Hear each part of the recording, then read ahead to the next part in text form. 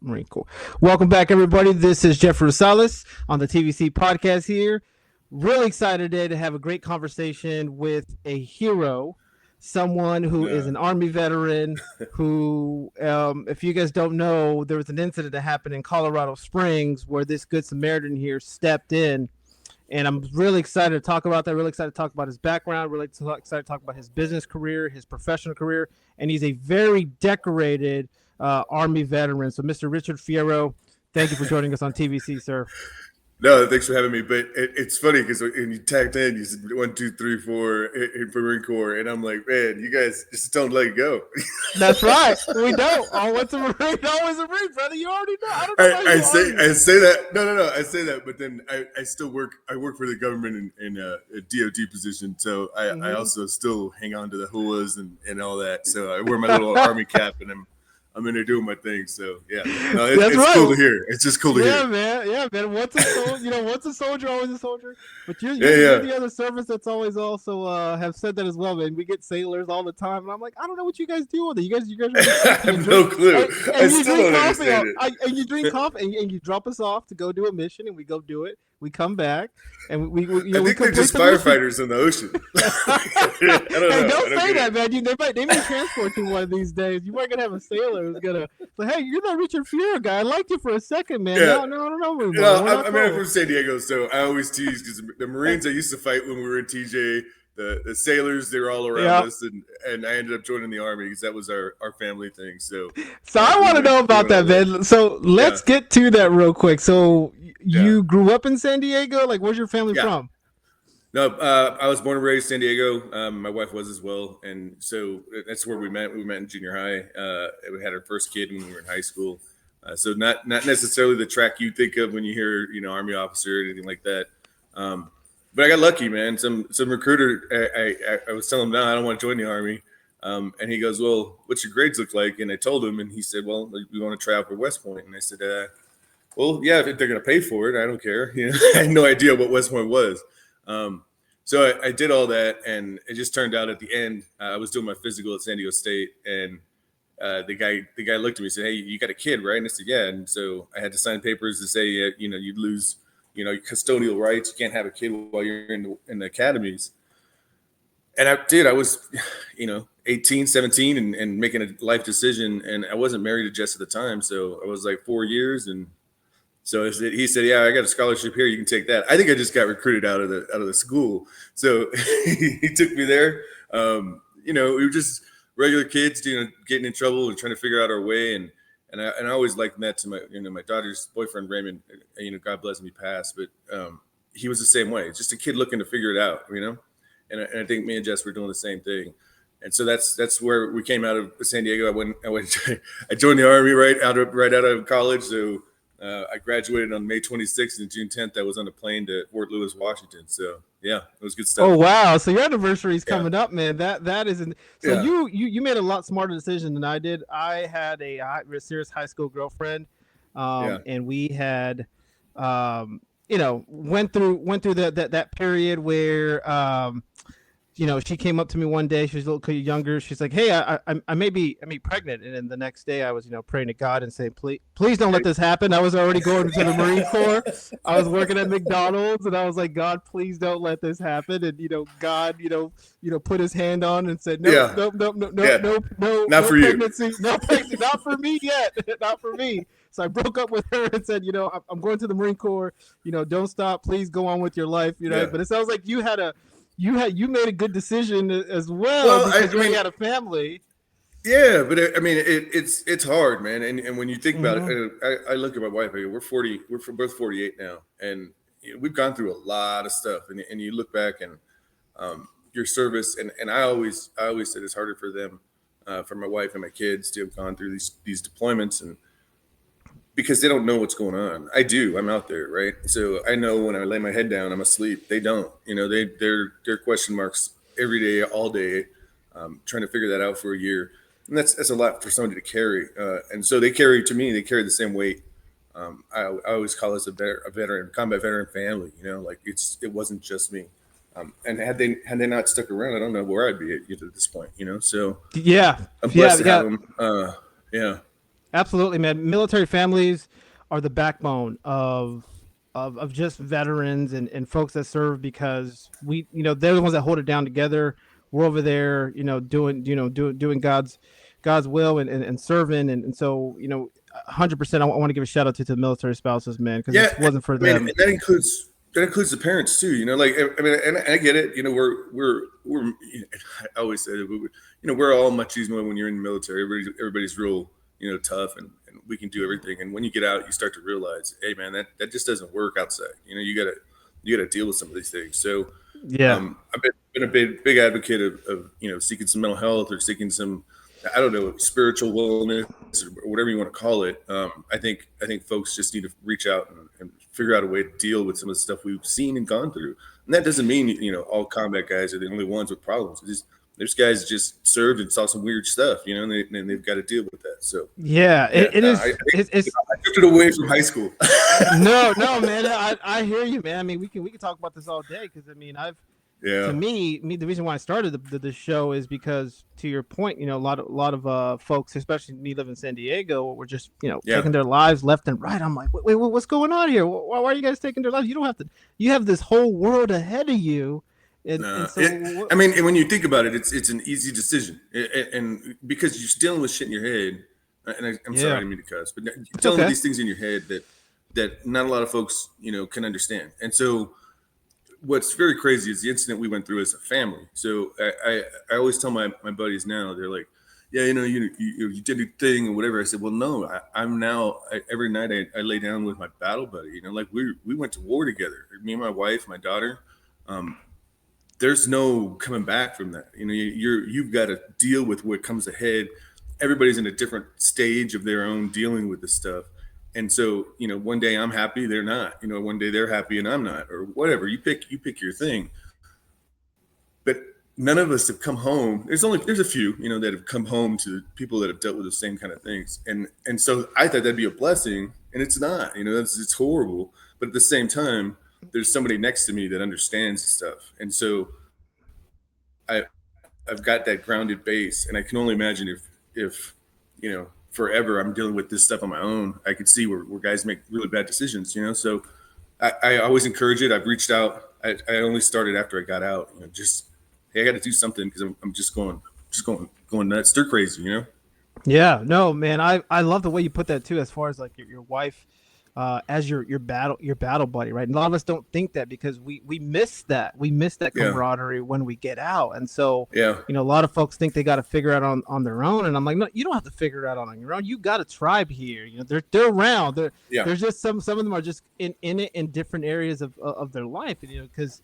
And when I've brought veterans on here, some of them are like, Jeff, thank you for bringing me on, man. I feel like I just had to have a release so I can just let some stuff out. Because a lot of times we just internalize these things. And what happens is the enemy can get a hold of us, right? And it's an invisible war that's taken the lives of 100,000 veterans, man, since 9/11. So, I feel like I have to do something about it. I mean, the other problem is obviously they're on the streets. So the longer they're on the streets, the chance of them taking their lives it goes up, right? And so, that's what we're here for, man, just to give you guys a voice and talk. And I'm glad you brought that up. So, real quick, so you served in the Army 15 years, right? Did multiple tours. Yeah, just short of 15. Yeah.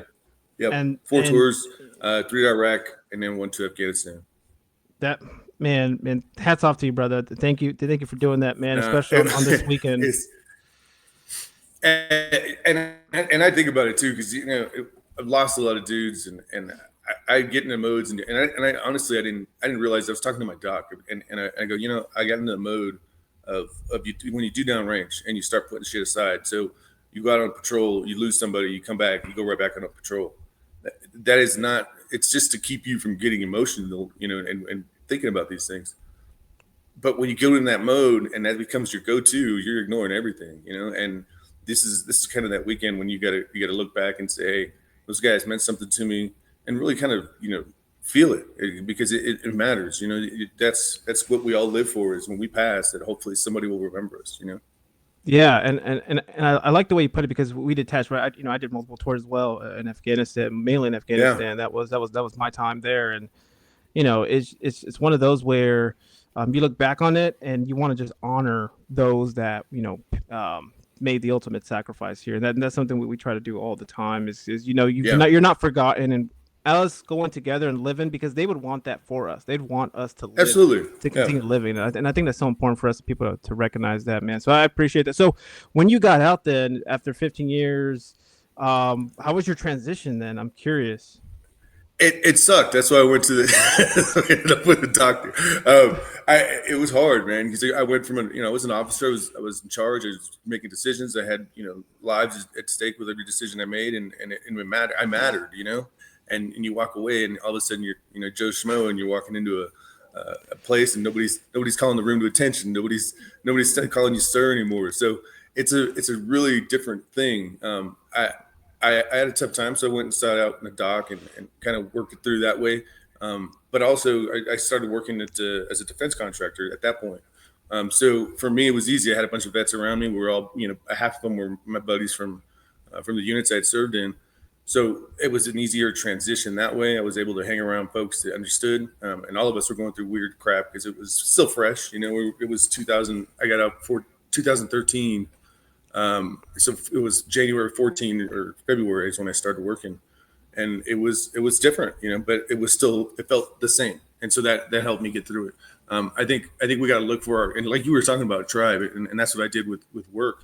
Is those guys understood, and we can talk the same way we used to talk, downrange or whatever, and it made it easier to transition. I can see where that challenge is real tough for a lot of folks because it was tough for me, but I had that opportunity to work with other vets. See, 90% that's of us awesome. were vets. Yeah, so that's Yeah, awesome. so Me too. Right, as far as working in defense contract, I did I did a couple tours in Afghanistan, and I loved it so much. I said I'm going to go back. Right. not me. I'm never going back there. I went back. Right, I was married at the time, Yeah. and I went back, and then I came back, got divorced, and lost my dad. Thank God for the GI Bill. Got my undergrad in business. Good for But you. then when I got to my first job, it was just a whole civilian. I was just like, oh man, this was different. It was different, man. It was just different. Yeah. You're not, Well, you used to getting up, right on time, like you said, and you got folks that Yeah. come in at like 10, 11 o'clock at night. I mean, 11 o'clock in the day, and right, you got folks drinking on the job, and I was like, okay, calm down. What's going on? And you realize really quickly that discipline is a big deal. You're like, hey, I show up 5 minutes early, and everybody's like, well, what are you doing here? I'm like, I'm on time, man. What are you talking about? It's just very interesting. I like it's kind of like that meat eaters and like dinosaurs. So we're like T-Rexes running around with a bunch of brontosauruses, and we don't know what to do. Like, do we eat them or do we hang out with them? What do we do? So yeah, it's a tough gig, but we get through it. And again, I stayed this track. I enjoyed it, so I did the contracting for 10 years, and then I'm over at U.S. Space Command now. So I work with that team. Oh man, you're doing nice. cool Still in the stuff. fight, Yeah, so you're doing all the cool stuff. stuff, man. Yeah, that's Yeah, awesome. it was different, man. I'm not a space nerd. I tell them all the time. I go, the only thing I know is Chewbacca, and that's it. So don't ask me about orbits and all this other stuff. But I have my role to play, and I enjoy it. And I like I said, I get a chance to keep doing the thing. My Army First Sergeant for the Army element there was sitting a desk away from me, so we do the same thing that I used to do in my first sergeant when I was a commander. So it's nice to kind of have that feeling, and I enjoy it. That's why I keep doing it.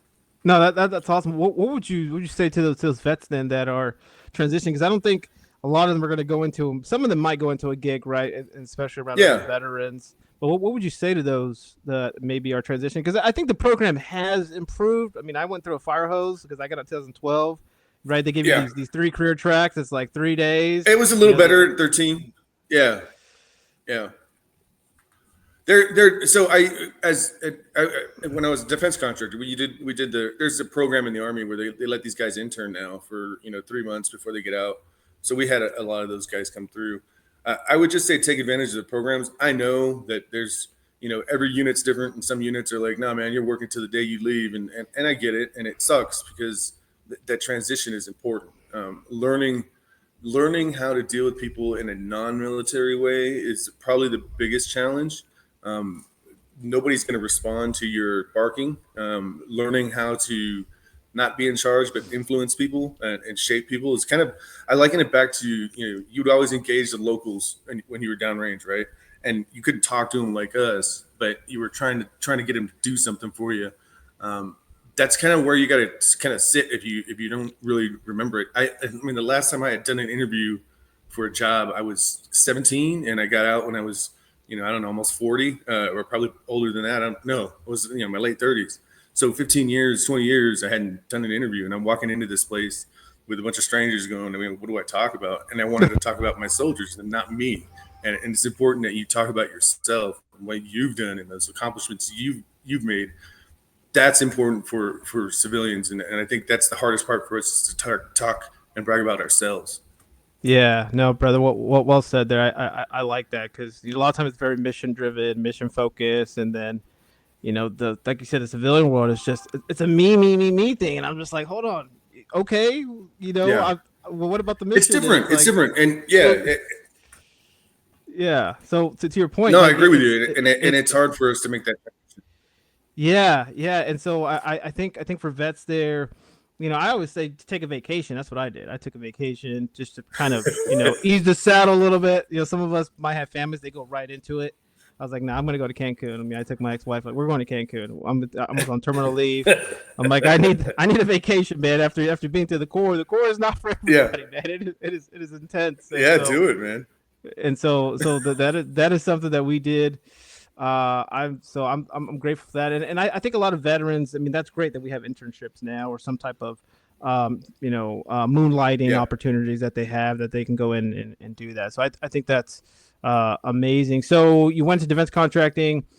How long? Did you kind of civilianized yourself, or at what point did you reach? You're like, okay, I think I'm okay, or are you still like me? You're like, I still don't think I am. No, you can ask my wife. She's like, dude, let it go, man. You still, I'm like 1400. We'll meet at this, and I'm still a guy, and I don't let go of things. But no, I think the biggest thing for me, that the hard transition. The good turning point for me was when my wife said, "Hey, I want to start a business." She fortunately had been selected for a TV show called Beerland, and so she was homebrewing and working at different breweries and trying to learn this gig. And so she won this show called Beerland in their first season. Beer. And I was so proud just to see her, thrive like that, especially after coming out of the Army. And, all these years she's been supporting me. I had the opportunity to start supporting her. It was so cool to watch. And so she wins this thing, and we looked at each other, and she said, "No, I'm opening a brewery." And I said, wow. Wait a minute. I don't know nothing about business. I don't know nothing about opening anything. And that was really my, wake up call that I am not a civilian. I'm dependent on the Army and the military to get me through. And she's not, she's driven on her own and done all this. So 2018, she opened up Atrevida Beer Company. We left it in that feminine, thing, because it's all women. My daughter works there as a general manager now. We have, 3 or 4 women brewers. My wife is really adamant about giving opportunity to those that were like her, trying to make it in this industry. So it was really cool. And so we've done that since 2018, going on, I think, 7 or 8 years now. It's been a while. We've gone through a pandemic. We've gone through a mass shooting as a family, and if all your employees are part of that shooting, it makes it real hard for the transition there out of that thing. So it's been a miracle that she's kept this business is viable and going. And the cool thing is she's about to start in the airport here at Colorado Springs. So you'll walk out of the airplane, and the first thing he's going to see is the Atrevida Beer Company. So that's kind of cool stuff. And she's excited about getting this going too. So, dude, so hold on. So you said so now you're the dependent, and they're the ones that are running the whole business. Is that what I heard? You're now the one that that they're all. Yeah, absolutely. No, I literally I get awesome. tasked. I'm like every Joe. They're like, "Hey, you need to buy this," or "Hey, come over here and fix this thing." And I'm like, "Yeah, cool, do it. I'll do it. I got no issues." It's been cool for me to be in that different position. They've supported me. At least 15 years of that's I awesome, them man. all over the place. Wow. So now it's like it's her turn, and it's kind of cool. Yeah. Is she the brewmaster? She's the one that knows that's making the Yeah, beer and all the. Oh yeah. No, wow. so she fell in love with beer. We were in Germany, and we had a hail and farewell. And I don't know if you guys do that in the core, but it's Of kind of like course, a Germany. welcome to Yeah, the new Germany. guys, and Yeah. send these dudes out. And so we did it at a local brewery there in Germany, and they showed us from from grain to glass what it does, how they make the beer, and it's the best place to learn, right? And she fell in love with it. So she came back and started volunteering in breweries, and they didn't believe her because we were sitting at a brewery, and she's got her nails done. She's a feminine woman. So she does her nails and makeup and everything. And she looks good. Yeah. And the guy's like, "Hey man, you sure you want to come out here and brew with us?" And she's like, "No, what time?" And she's like 6, and she's like, "I'll be there." And so she's brewing, in all her makeup. She hasn't changed anything about her. She just started making beer. Oh And wow. it was weird because it's in the reverse. She didn't homebrew until after she was done. She interned for about a year in the commercial industry, and then 2 or 3 other breweries she brewed at. But she met all these girls up in Denver, and would drive up there to do events and learn how to brew in these big places like hotels and all that stuff. So she got herself in and just ran with it, and then that turned into that TV show. But it all started in Germany while we were deployed, or not Oh. deployed. I was going to deploy, so I was in between 2 deployments out there, and she picked up beer and just said, "This is what I want to do." And she hated it. She hated beer when she was a kid, and when we were both Wow. kids. And I was in Germany going, "Hey, dude, you got to try this beer. It's cheaper than the water. Why are we? I'm paying for these wine drinks and whatever." I go, "Let's. I'm not that. I'm not. I don't make that much money. Let's look at this beer." And she fell in love with the beer there. So it was really kind of cool. It was a great story, and she ran with it. And so she's a big leader in the industry. She's won all kinds of awards. I'm real proud of last year. She won the philanthropy of the year for hospitality here in Colorado. So she gives back to the community. We work with vets all the time. We do what we can to give back. And I think that's just part of being a military family. We realize that you can't just run through this world and take care of yourself. There's other folks that are taking care of you. You got to help them out as well. So we Yeah. always reach out and do charity stuff and work with the local folks. Thank you. No, thank you again. Hats off to your wife for doing that. I mean, it's especially like San Diego's obviously, as you know, there's a lot of breweries that happen here. Oh yeah, And so I'm curious, yeah. you guys are just located in Colorado, or do you guys have any? Yeah, no, we are, and we're local. I think the big thing right now for us is being in the airport. We worked with Border X. I don't know if they're still down there, but we worked with Border X down there in San Diego. I think they are all kinds Border of breweries Express. out there. Yeah, and so Steven, he's working at Chula Vista Brewery down there now. He's a good friend of ours, and we met him through the beer industry, and it's just kind of cool to kind of have that connection with back home and what Yeah. we do up here in Colorado. That's all. And you guys are not. Do you guys have? So does that I got to check out your website because now But you guys don't ship, right? You guys don't ship at all. No, Have, no. like, Well, cans? it's yeah. So all that stuff you got to get federally approved, and all, like again, this is the paperwork. first time we ever had a business, and we picked one of the most difficult things to do. We might as well have been selling weed because weed has less regulations than the beer because the federal government's been dealing with beer forever. So now there's you got to get approval for a can. I pay more taxes than I do make money. And so I tell everybody at work, I go, my wife pays monthly, quarterly, biweekly, and annually. So I'm like, bro, like every 2 weeks I'm paying the man, and it just sucks. But it's part of this industry. So then when you start doing stuff outside of state, you're dealing with each state's tax laws, and you got to get approved through all that. So those bigger companies, and my daughter interned at Coronado down there, Coronado Brewing Company. Oh wow! And so she was down there for a year, this past year for the summer, and just amazing. And that's the other tie. I went to San Diego State, and my daughter had gotten a scholarship for the brewing school. That's there. awesome, man. So she's a San Diego State grad as well. And Keep it's just kind of cool. There's that connection with home. My mother-in-law, my parents are still out there. Yeah. We love to go to those breweries, and we'll have collaborations every once in a while. So, yeah. Yeah, man. I think it's awesome. I love every business. I mean, every veteran make great business owners and military spouses, of course, since you're the dependent this time. But I mean, I think it's awesome. Yeah, and I encourage a lot of veterans to go into entrepreneurship, or your military spouse, man, because you guys have the leadership skills, you guys have the business skills already. In a sense, you don't know it yet. You're good at organizing, administration, And so you guys know about teamwork, right? And so I think it's phenomenal for veterans to engage in that. You're not the first veteran that I've interviewed that does sell the alcohol. We've had a couple of the veterans on the hard alcohol space, right? And some are scotch, and the other one was vodka. And I'm like, hold on. He's like, well, but we want to encourage veterans to do it in a healthy way. And I'm like, okay, good, that's good, Beck. We want to ensure they have a good transition, right? And so, so it's kind of ironic, right? If you really think about that, because veterans we're known to hydrate a lot. I like calling it these high octane drinks. There's a lot of hydration, and yeah, but at least somebody's making money off it that served.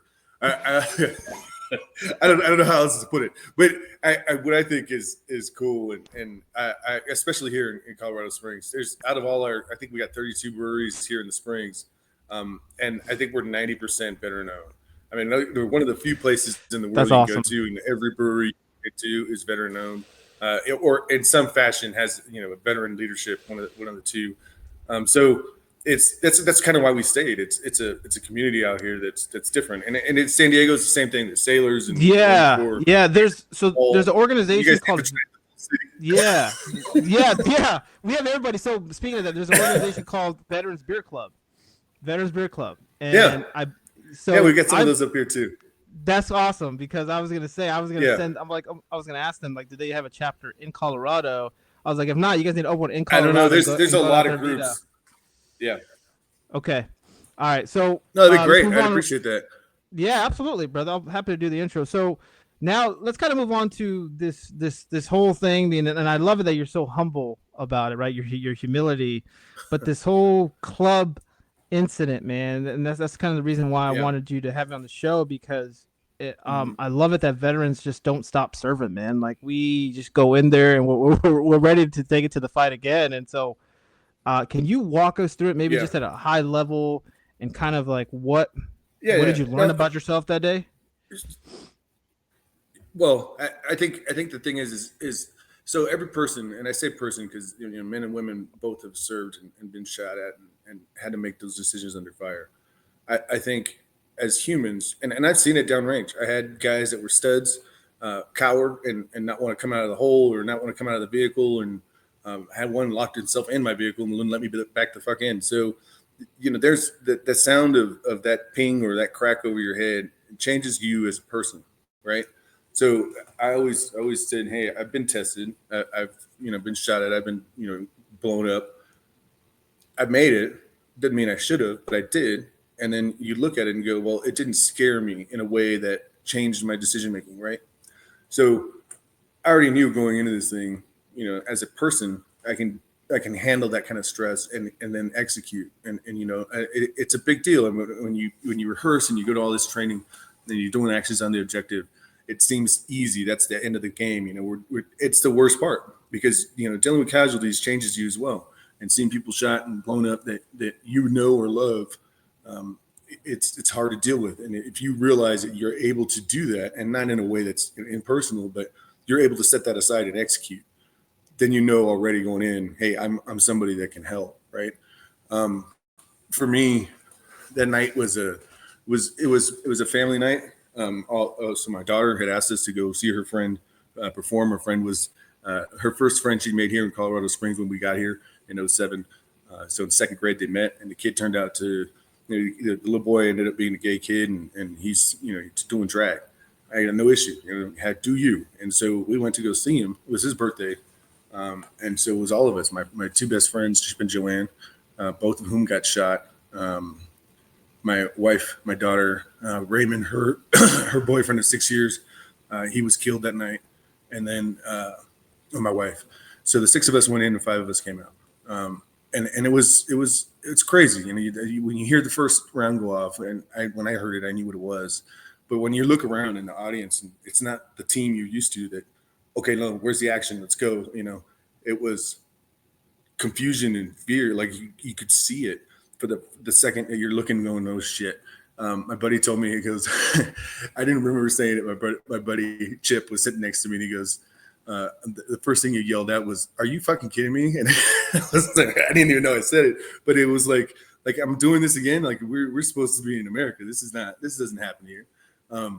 So yeah, this kid came in. He had a 60 round drum on his AR and just unloaded. And he was only able to start to shoot through us for the first 45 seconds. And then he had to change his magazine at the door. And so through all this, we all took cover and everybody's figuring it out. But when he got to the door, he stopped to the patio door going out, and that's when I saw him. Apparently, he had already been engaged, or Thomas James, Navy. He was active Navy at the time. Reached out and grabbed his barrel while he was dropping his magazine, and then started to fight with him. And the guy shot Thomas in the sternum. I didn't know any of this, and I came up from behind, and so I started fighting with him as well. And Thomas was shot, but I didn't know. So as he was going to the ground is when I kind of got there. And so then we all ended up on the ground. And then I took the guys. He tried to shoot me, and it didn't go off. So when he fired that round, it was his 9mm. His magazine dropped, and for some reason it didn't chamber a second round. And he built these guns, so I'm happy that he did that because he sucked. And so when he tried to fire at me, I grabbed the weapon and I just started using it to beat the shit out of the back of his head, because at that point we'd push him on the ground and we were fighting. And I'm throwing magazines and telling people to call 911. It was just actions on objective, like, hey, somebody come over here and help me kick this dude in the head. And I'm just trying to manage the fight. And so that's what you do. It's natural, I guess, at this point, because you've done it so many times, that it wasn't something that was, out of the norm for me. It was just like, but where am I doing it was kind of sickening. We didn't know we had lost Raymond at that point. And my once I got done fighting, the cops finally came in. So it was 6 minutes we were fighting. And dude, I'm a fat old vet, so it's like, bro, I haven't done that's 2 rounds, man. I haven't done that in forever. And so you can imagine 2 rounds of boxing, I was smoked, man. And it was tough. And, the adrenaline's pumping the whole time. The music's going, the lights are out, and it's dark, and, people are screaming all around you, and, you just don't know what's going on. So I went back to where we were seated, and my 2 friends were on the floor, shot. So Jolene got shot 5 times. And she's a mother with 2 little kids. And Chip, her husband, he was holding her wound in her chest. And then, when I got to where they were at, he said, hey, man, I can't do this no more. He had gotten shot in both his knees.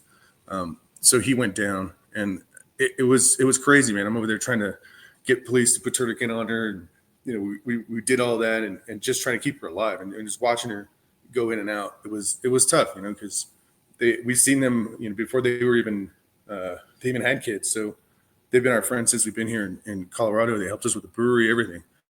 So they are, to me and Jess, they're like family. And so to see that was really, really hard. I didn't know where my wife or daughter were.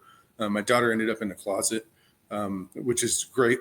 She got out of there, but she broke her knee. Her kneecap shattered when she hit the floor. So she was injured from the beginning.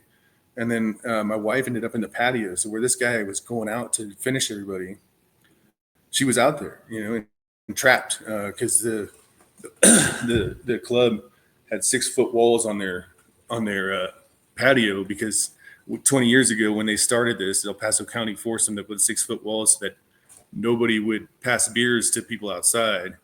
But it was so that they didn't have to see the gays, and so that 6-foot wall became a barrier that nobody could get through. And so, I look at my brewery, I got a 4-foot fence that you can walk over, and all I do is make beer. And that's not something that I have to do. So it was kind of sad, that thing. And to see the marks, it was like dogs, these kids were just trying to get out and digging through the wood to try and get out of there. It was rough. But we got through that night, and we moved on from there. And all I was doing was trying to stop what could have killed everyone. I didn't know if he already killed everybody, but you have to stop the enemy before you can do anything. So that was the first thing I needed to do. Yeah, you neutralized the threat. You definitely took action, and I'm proud of you, brother, because you didn't let you use your military skills, and you probably got that from growing up too in San Diego, I'd imagine, right? If you grew up in the hood, then a lot of us, like I did, we already had those instincts already, especially in Fresno. I already brought those instincts with me. The Corps just kind of reinforced them a little bit, but we go into just put it all together. yeah, it all like that was your magnum opus right there, man. You went in there, and I'm proud of you because you went in there, you tackled that guy, and you guys didn't effectively neutralize them, but you did give him a nice little beating, right? And you didn't take his life, and so you guys let the authorities handle that, correct? Well, I thought I did. Listen, I that his 9mm went as deep as I could in his brain, and I don't go in anywhere thinking I'm gonna kill somebody, but I thought he was dead when I finished with him, because he wasn't moving, and I just kept thumping on him. And yeah, because you're tall, right? You're pretty tall. You're a tall guy, man. So I can imagine some guy just wailing on him. Yeah, it was rough, man. But it was a team. Again, it goes back to the team. And I always say this: everybody in there was a hero. Listen, when something like this happens, you have to take into account that nobody ever expects something like this to happen, and it will. It does, and it's just not something we're going to ever get away with or get away from. But the person that helped my daughter get to the closet, the person that the three of them were back there praying, and my daughter's not a religious person, but they were praying. She was worried about me, and in the video you can hear her, like, hey, my dad can't deal with this shit. Like he's already screwed up, man. This is crazy. And people calling 911, hiding. That my wife was covering two people in a corner. Those are all heroes. My buddy saved his wife's life by putting pressure on her wound, and then I came in and helped him finish that up, and it kept her alive. She's got 5 holes in her, and she's a young mom that works at a bank. It's just not something you expect, and she's got combat wounds. This is an AR, so those wounds, that what is it, 223 or whatever it is around. It's the same thing. Yeah. So I thought she was gonna lose her arm, but they put her back together, and so she's got to live the rest of her life with her son and her daughter going, hey mom, what's that about? And it's a sad reality. But at the end of the day, each person in there had a role to play. Those that ran out, hopefully got help, and I don't fault anyone. There's something you have to come to terms with that as a human, there's going to be others that just can't do what you do regardless. And I'm not just talking about this kind of situation. I'm talking about, there's football players that are just going to be NFL football players, and you're not. You may want to, you may work your ass off to try and get there, but you're not. So there's certain things that are different about folks. And I think a lot of the military does is pull that out. And so a lot of us end up being good at what we do. And we understand that even after service, it's about community. It's about taking care of the folks to your left and right. That's what needs to transfer to a lot more folks, is taking care of those around you. I'm a big fan of community, man. It's the one thing that keeps us all together. It's the one thing that keeps us as vets from going nuts. It's important.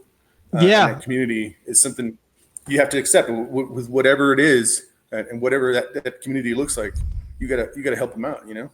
Yeah, I agree, and I think that is one of the cures to saving lives. So veterans will take their lives. Just to your point here. But I was reading the New York Times article about your story, and they're saying he was barking orders. I was like, hold on, he was not barking orders. He was just that's leadership. I was. Well, that's leadership, right? Translation, right? Well, I mean, veterans, yeah, it's leadership. It's leadership 101, man. Come on, you weren't there to execute it, but listen, he was barking orders. No, this guy was leading. He was leading things. He was doing what he was trained to do. Come on now. But it's funny because every time well look at the military. You guys had values. The Corps said, I don't care what your values are. Here's your values you're going to have while you're in the Corps. The same way the Army handed me a leadership card. These are your values, and it balances everything. So I don't care if you're from Wisconsin, and then you're the first time you meet a dude from South Carolina, or the first time you meet a guy that never been able to drive a car, and now he's driving a Humvee. Like all these folks are put together, and we give them a common set of values, and that's what levels the playing field, man. And so for me, as long as you fall within those values, everybody's worth the shit to me. So that's what I think we have to transfer. We have to not internalize and become I'm a vet, I'm this, and I only work with vets. I only, man, you got to reach out and show people what it's about, because a lot of these guys right now that are running around tooting their horns, they've never served anybody in their life, and we've served, we've given that opportunity for us to lose our lives for our country, for everyone around us.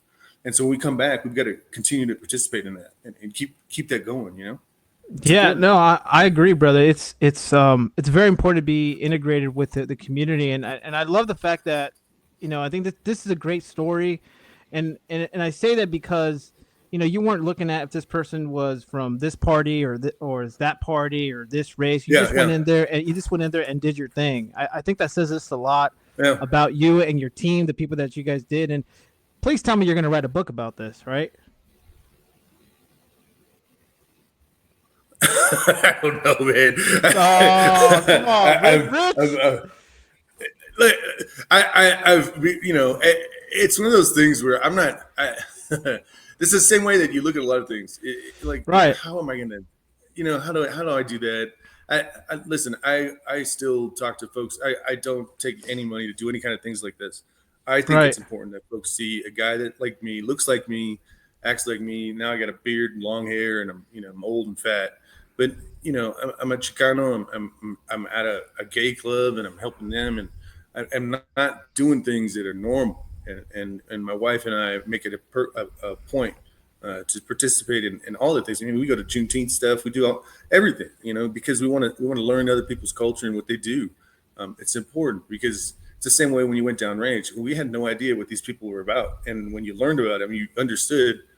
Especially in Afghanistan, those guys are warriors, man. They've been fighting their whole Yeah, lives, and their families have been fighting their whole lives. So yeah. understanding that helps you understand how they think and how they work, and that's kind of what we're all about.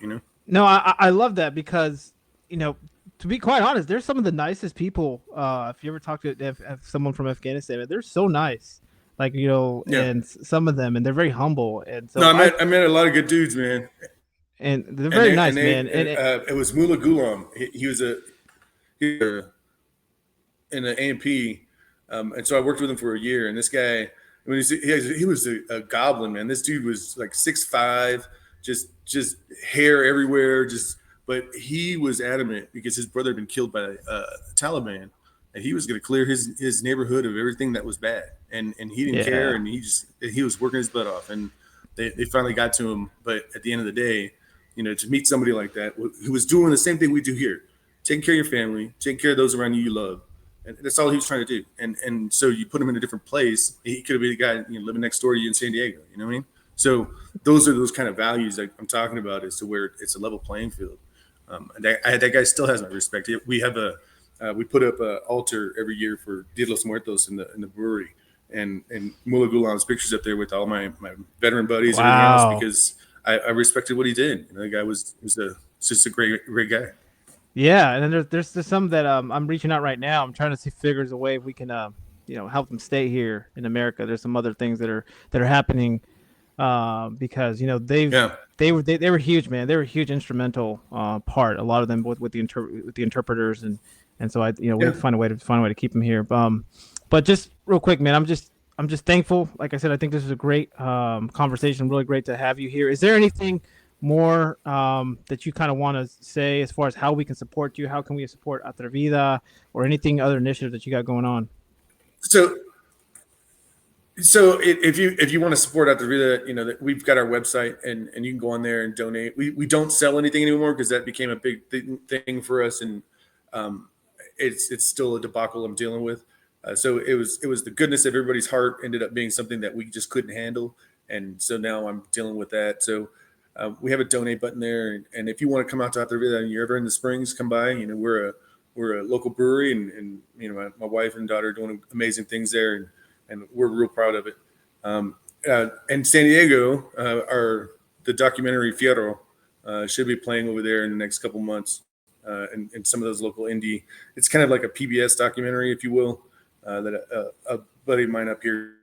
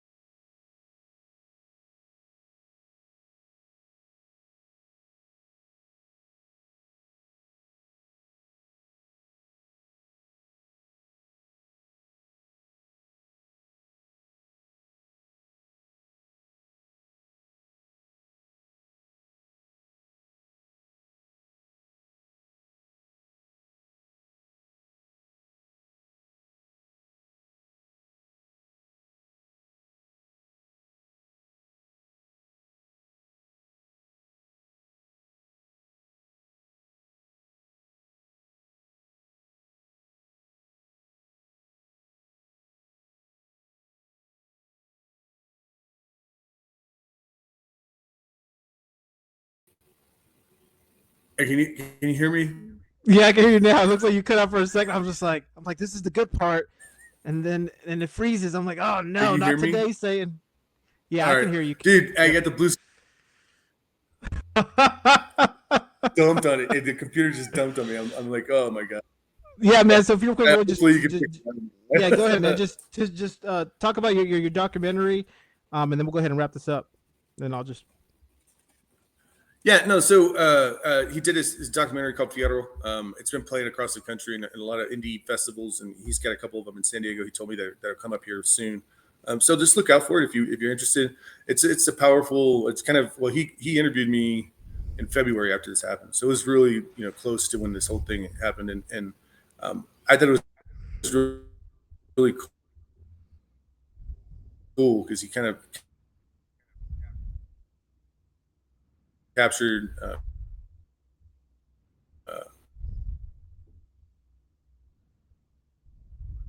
what we as a family have gone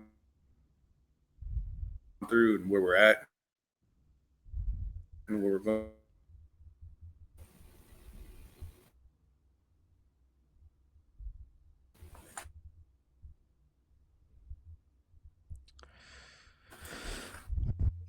Hmm. Are you back? Yeah, I think we're breaking up here, man. We're having a little breaking up here, so I'm gonna have to find a way to edit that last part. I think I caught the most of it here. I just want to thank you again for coming on today, Richard. There we go. You can probably hear me. You can see me now. You can hear me now. Nah, I think we're missing each other a little bit here. So let me go ahead and stop the recording a little bit here, and we'll go ahead and end it here. But I think we'll end it on a good note. So, by the way, ladies and gentlemen, Richard Fierro is having a documentary that's going to be coming out, and please stay tuned. We will send more information about it. And I want to just thank again Richard for coming on the show today. It is an honor. We are honored to have and honor our heroes. Richard never stopped serving. He's continuing to serve here in the community. So thank you again, Rich, for coming on to today's show. And just for everyone out there that is going to be taking a little bit of time to remember our veterans and those who have made the ultimate sacrifice, please keep in mind that a lot of veterans may be going through something during this time. So reach out to them and have a conversation with them. And we want you to know that we have not forgotten everything that our warriors have made the ultimate sacrifice for. So TVC signing out, and everybody have a great weekend.